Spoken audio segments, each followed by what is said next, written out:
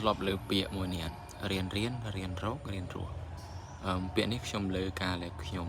នៅជាមួយនឹងលោកគ្រូរបស់ខ្ញុំហើយខ្ញុំលើពាក្យនេះ វាថ្មីសម្រាប់ខ្ញុំធម្មតាយើងរស់នៅត្រូវតែរៀនហ្នឹងមានន័យថាបើសិនជាយើងមិនចេះពីរបៀបរៀនទេយើងត្រូវខំប្រឹងរៀនរកវិធីសាស្ត្ររៀនអាហ្នឹងគេថារៀនឧទាហរណ៍តែយើងចង់ចេះអីមួយចង់ចេះជំនាញកុំព្យូទ័រមួយអញ្ចឹងបើសិនជាយើងមិនដឹងពីរបៀបទេយើងត្រូវស្វែងរករបៀបរៀនអាហ្នឹងគេថារៀន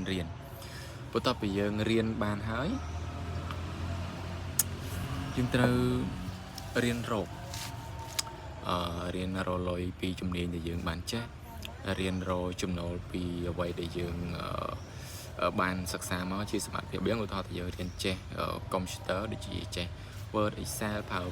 PowerPoint ហ្នឹងគឺយើងត្រូវយកជំនាញរបស់យើងហ្នឹងទៅរកការងារធ្វើដើម្បីបានចំណូលអីចឹងទៅហើយបន្ទាប់ពីយើងបានចំណូលហើយយើងត្រូវរៀនរស់ឲ្យសមតម្លៃជាមនុស្សរៀនរស់ហ្នឹងយ៉ាងម៉េចគឺរស់នៅប្រកបដោយ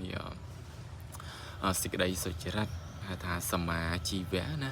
រស់នៅដោយការចិញ្ចឹមជីវិតត្រូវមិនលួចឆក់ប្លន់គេមានទ្រព្យសម្បត្តិហើយទៅរកស៊ីនៅរបរជួញដូរដែលត្រឹមត្រូវមិនលួចមិនឆក់ប្លន់មិនកេងប្រវ័ញ្ចអីគេទាំងអស់ហ្នឹងអាហ្នឹងថារៀនរស់អញ្ចឹងសរុបមកវិញខ្ញុំនិយាយឲ្យខ្លី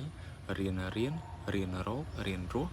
ទាំង3នេះបើសិនជាយើងនិយាយឲ្យវាវែងឆ្ងាយទៅវីដេអូហ្នឹងកាន់តែវែងអញ្ចឹងខ្ញុំមិនចង់បញ្យល់អីវែងឆ្ងាយទេខ្ញុំគិតថាខ្ញុំនិយាយខ្លីប៉ុណ្ណឹងបងប្អូនអាចស្ដាប់យល់បានហើយថាអ្វីទៅហៅថាការរៀនរករៀនរស់អរគុណច្រើនបងប្អូនកុំភ្លេចជួយ share វីដេអូនេះផង